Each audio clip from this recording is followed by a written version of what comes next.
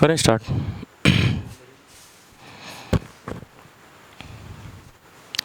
Hello students, how are you. मैं जतिन तिवारी आज आपके सामने वर्ब का बेसिक्स, जो वर्ब के बेसिक्स होते हैं वो लेक्चर लेके आया हूँ। जिस किसी बच्चे को कुछ भी नहीं पता है, मतलब इंग्लिश की वो शुरुआत कर रहा है, कंपटीशन लेवल पे अगर वो इंग्लिश की शुरुआत कर रहा है तो उसके लिए आज का वीडियो बहुत ज़्यादा बेनिफिशियल है। ठीक है, तो चलिए हम लोग स्टार्ट करते हैं। वर्ब, और इसको हम लोग बेसिक्स कहेंगे। ठीक है, बेसिक। बेसिक का मतलब ये है कि वर्ब की छोटी छोटी बातें। हालांकि हम लोग बहुत बड़े बड़े क्वेश्चंस करते हैं, करने की कोशिश करते हैं, जैसे एग्जाम्स में पूछे जाते हैं। ठीक है, लेकिन उसके लिए जो बेस होना चाहिए, चीज़ों को अच्छे लेवल पे समझने के लिए या खुद खुद से चीज़ों को समझने के लिए, जो बच्चे जैसे सेल्फ स्टडी करना चाहते हैं एक समय बाद, क्योंकि 5-6 महीने क्लासेस करने के बाद भी हमें प्रॉब्लम्स आती हैं कि हम नई बुक्स नहीं पढ़ पाते हैं, नए सिलेबस नहीं पढ़ पाते हैं, नई चीज़ें नहीं पढ़ पाते हैं। उसका सबसे बड़ा रीज़न यही होता है कि हमारा बेस क्लियर नहीं होता। हम लोग पढ़ाई स्टार्ट करते हैं बेशक, लेकिन फिर क्या करते हैं, हम लोग रट लेते हैं। तो रटना नहीं है, हम लोग छोटी छोटी बातें स्टार्ट करेंगे, और ये एग्जाम्स में भी पूछी जाती है। ऐसा नहीं है कि सिर्फ आपको आगे फर्दर पढ़ने के लिए ज़रूरी है, ये एग्जाम्स में पूछी जाती हैं। अब छोटी बात है, ये बुक्स में आपको नहीं मिलेंगी, ये टीचर्स ही आपको गाइड कर पाएंगे। तो चलो स्टार्ट करते हैं। और बहुत ज़्यादा नहीं पढ़ेंगे, थोड़ा पढ़ेंगे, लेकिन यूज़फुल पढ़ेंगे और बहुत अच्छे से पढ़ेंगे। ठीक है, तो चलिए स्टार्ट करते हैं। जैसे बेसिक की मैंने बात करी, तो देखो, जैसे कि हम लोगों ने स्टार्टिंग में पढ़ा होगा कि किसी भी चीज़ में एक सब्जेक्ट होता है, फिर हमने पढ़ा होगा वर्ब, फिर उसके बाद में अदर वर्ड्स। अब अदर वर्ड्स में आपके दो पार्ट होते हैं।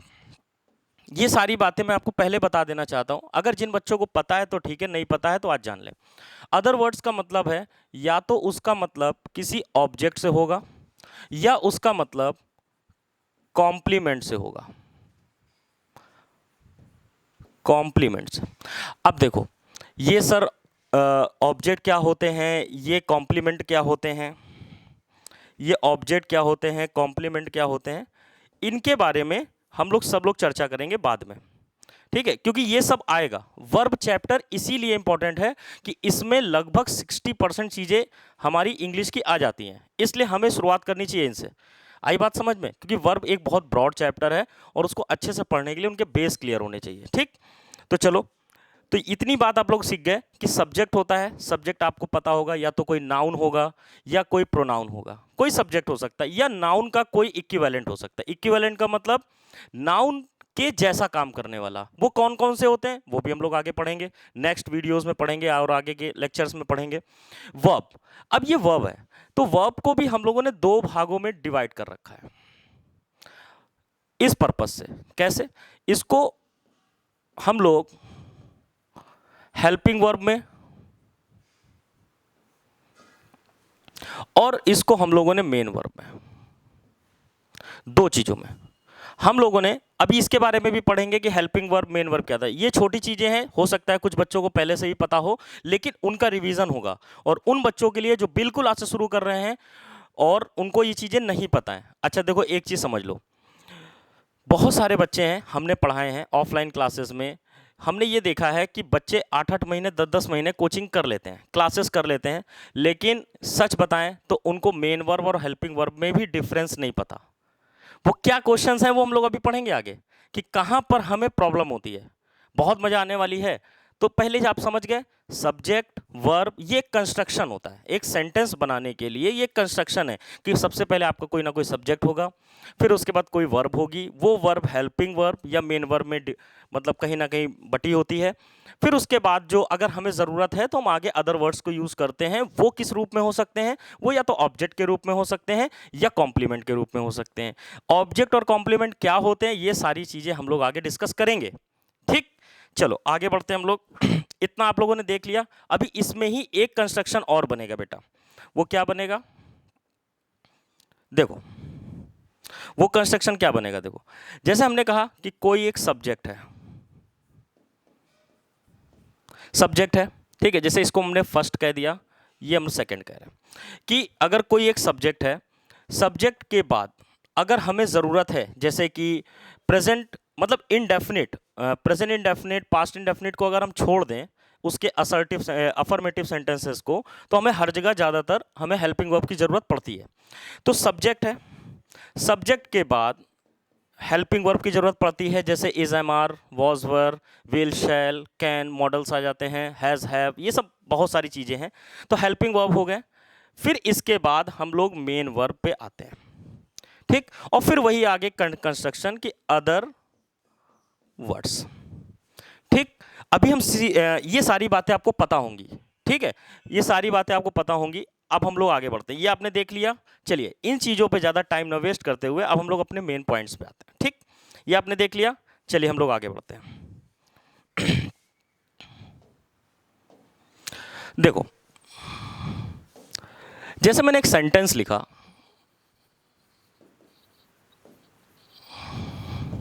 एक सेंटेंस लिखा फर्स्ट, वो क्या है, जैसे हमने कहा I have,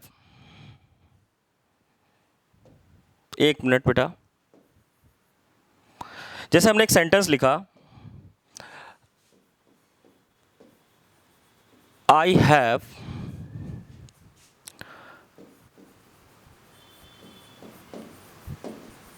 completed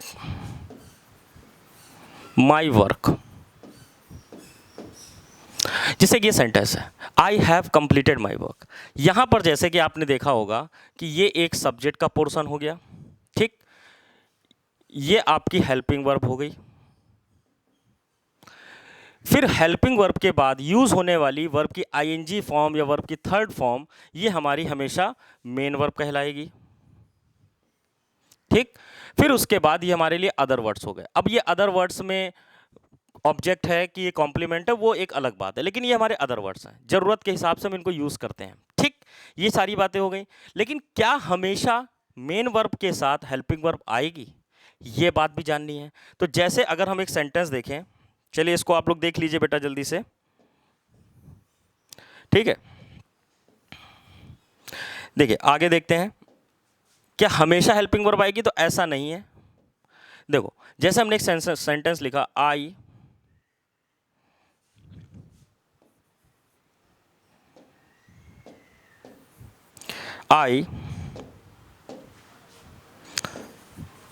help my friend.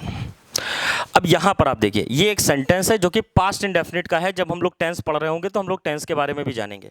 ये एक सेंटेंस है, जैसे यहां पर आपको एक सब्जेक्ट मिला, फिर अब ये क्या है, क्या ये हेल्पिंग वर्ब है? नहीं, जरूरी नहीं है।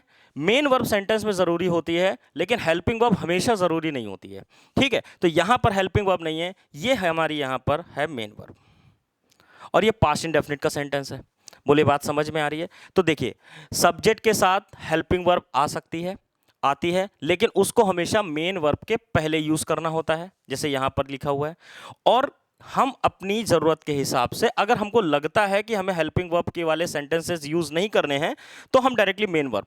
तो इसमें बेसिक चीज़ हमें क्या समझनी है कि सब्जेक्ट के बाद मेन वर्ब का रहना ज़रूरी होता है, तभी सेंटेंस बन सकता है। बिना मेन वर्ब के कभी भी कोई सेंटेंस नहीं बनाया जा सकता। इतनी बात समझ में आ रही है? ये एक सेंटेंस की एक छोटी सी बात है, ठीक। अब हम लोग डिफरेंस सीखते हैं। क्या हमें यह पता है कि जो इज, एम, आर होते हैं, इज, एम, आर, वॉज, वर, याद रखिएगा ये क्या होते हैं। अगर हम लोग आज इस तरह से लाइव होते, हमारी आप क्लास में होते, तो हम आपसे पूछते कि इज, एम, आर, वॉज, वर क्या है सेंटेंस में, तो ज्यादातर बच्चे यही कहते हैं कि सर हेल्पिंग वर्ब होते हैं। तो आइए देखते हैं कि क्या इज, एम, आर, वॉज, वर सिर्फ हेल्पिंग वर्ब होते हैं। आइए देखते हैं। ये आप आई थिंक आप लोगों ने देख लिया होगा, तो इसको हम रफ कर देते हैं। चलिए देखते हैं। मैं दो सेंटेंस लिख रहा हूं बेटा। ही इज माई फ्रेंड, और एक सेंटेंस है he is working some work. ये दो सेंटेंस है। यहां पर जो कॉमन है, एक तो ही कॉमन है जो कि आपका सब्जेक्ट है, ठीक। दूसरा कॉमन वर्ड है इज, दूसरा कॉमन वर्ड है इज। अब यहां पर हमें यह देखना है कि यहां पर ये इज है क्या। इज हो सकता है, वॉज हो सकता है, सब्जेक्ट के हिसाब से वर हो सकता है, सब्जेक्ट आपका प्लूरल होगा, आई होगा, यू होगा, तो वहाँ वर आ सकता है, आर आ सकता है, वो एक मैटर नहीं करता। अल्टीमेटली हम लोग यहां पर पढ़ रहे हैं is am, is am, sorry, ultimately हम लोग यहां पर पढ़ रहे हैं is am, are, was, were. थोड़ा सा इनके बारे में हम लोग पढ़ रहे हैं, ये सीखना चाह रहे हैं कि क्या ये हमेशा हेल्पिंग वर्ब हो जाते हैं। क्योंकि एग्जाम्स में होता क्या है बेटा, एग्जाम्स में होता है कि यहां पर आपको ऐसे अंडरलाइन करके दे देगा, एग्जाम में आपको ऐसे अंडरलाइन करके दे देगा, ठीक है, कह देगा ये क्या है। तो यहां पर एक ऑप्शन दे देगा आपको कि ये मेन वर्ब है, ये बी, ये हेल्पिंग वर्ब है, या इसका टेंस पूछ सकता है। इस पूरे पे अंडरलाइन करेगा, इस पूरे पे अंडरलाइन करेगा और आपसे टेंस पूछेगा कि ये प्रेजेंट कॉन्टिन्यूअस है, प्रेजेंट इंडेफिनिट है, सिंपल प्रेजेंट है, क्या है ये। तो इस अगर आप इन चीज़ों के बारे में नहीं जानते हैं तो कहीं ना कहीं फंस जाएंगे। तो जैसे यहाँ पर इज है, यहाँ पर इज है, मैं आपको बता दूं कि यहाँ पर जो ये इज है, ये यहाँ पर मेन वर्ब है, मेन वर्ब, और यहाँ पर जो इज है ये आपका हेल्पिंग वर्ब है। बात समझ में आ रही है कि ये यहां पर मेन वर्ब है, ये यहां पर हेल्पिंग वर्ब है। तो अब आपको ये सीखना है कि ये कब हेल्पिंग वर्ब बन जाता है और कब मेन वर्ब बन जाता है। ये बहुत छोटी छोटी बातें हैं, देखना पड़ेगा आपको, ठीक है। तो चलिए देखते हैं।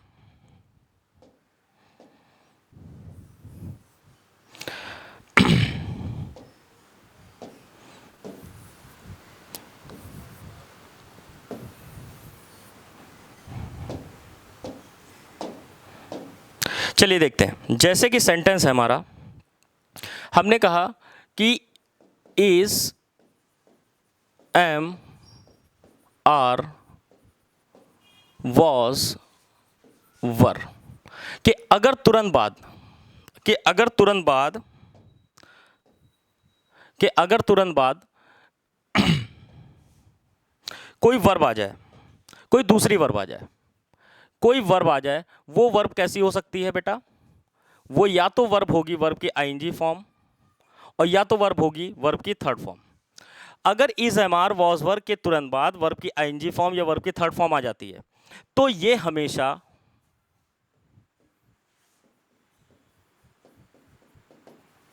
हेल्पिंग वर्ब का काम करते हैं। ये बात याद रखना, हमेशा हेल्पिंग वर्ब का काम करते हैं अगर इनके तुरंत बाद वर्ब की आईएनजी फॉर्म या वर्ब की थर्ड फॉर्म आ जाए। बोलो बात समझ में आ रही है। जैसे हमने बोला कि he is working, he is working में वर्किंग आईएनजी फॉर्म थी, तो उसके पहले जो वर्ब लिखी थी is am are was verb, वो हमारी क्या थी, हेल्पिंग वर्ब।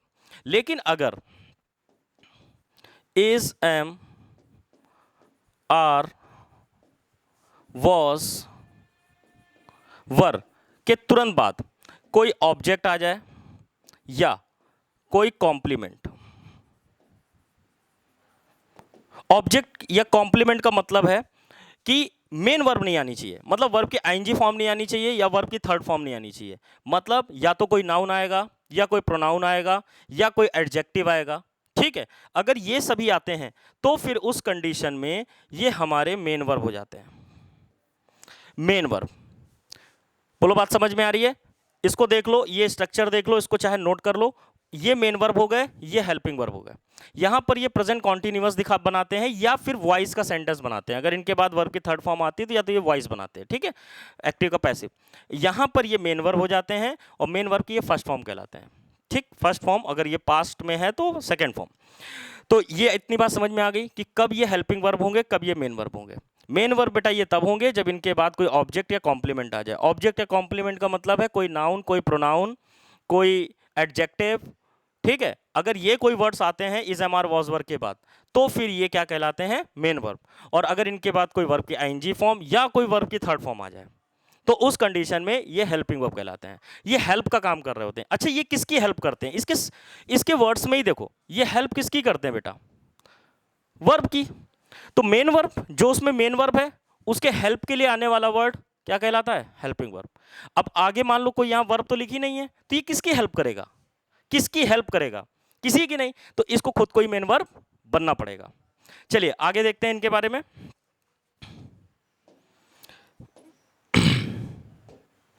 देखिए होता क्या है, जैसे हमने एक सेंटेंस लिखा कि you are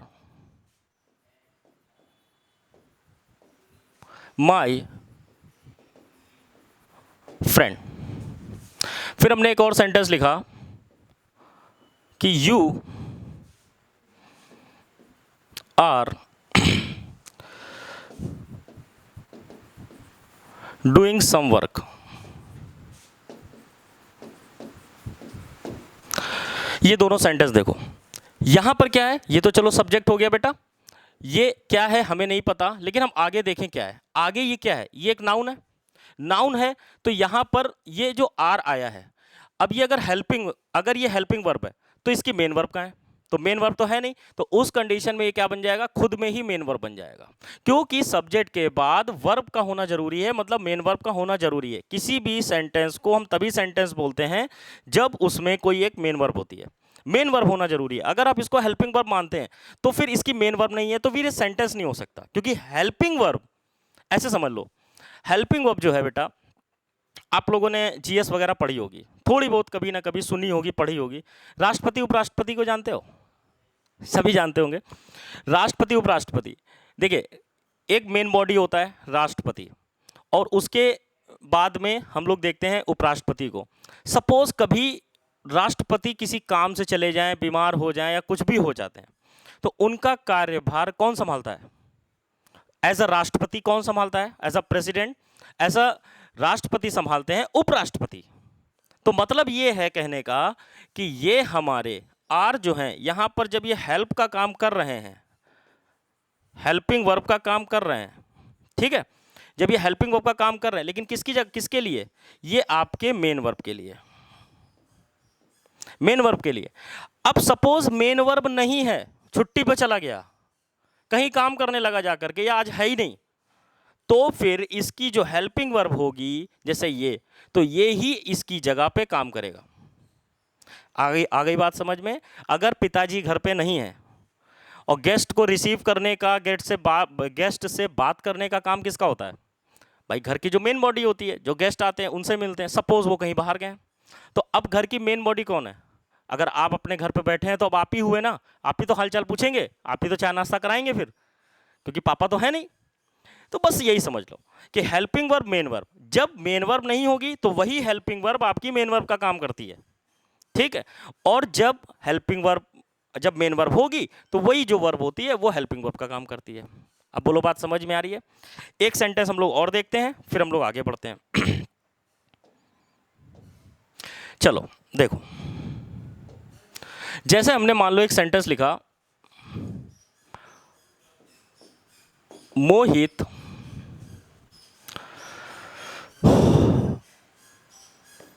is very honest. Mohit is very honest, and Mohit is playing cricket. एक सेंटेंस और देख लेते हैं। America was discovered by Columbus. ये 3 सेंटेंस मैंने लिख दिया। पहले सेंटेंस में देख लो, सब्जेक्ट तो होना ही होना है भैया, होना है कि नहीं होना है? सबसे पहले देखना, अगर तुमसे ये पूछ ले कि ये इज क्या है, ये इज क्या है, तो उस कंडीशन में हमें आगे देखना पड़ता है।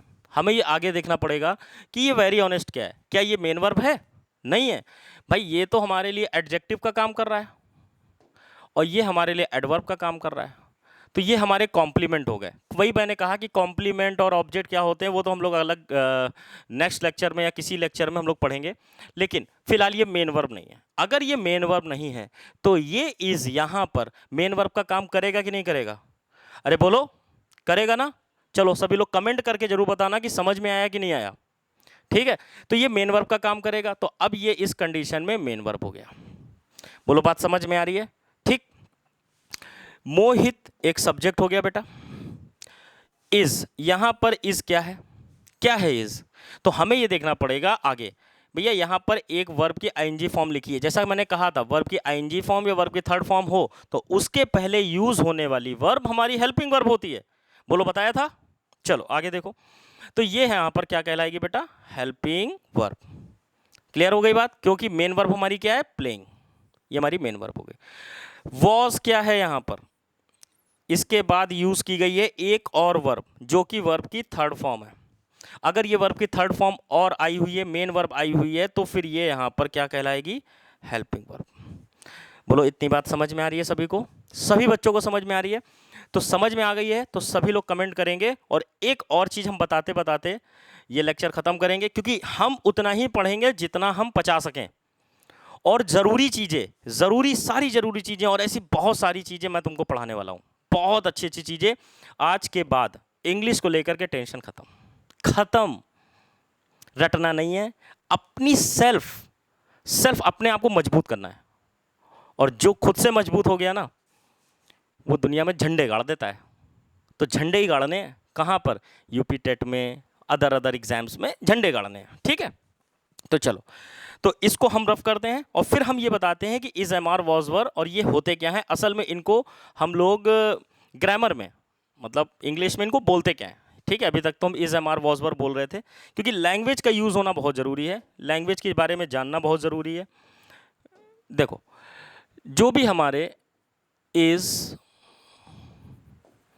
M, are,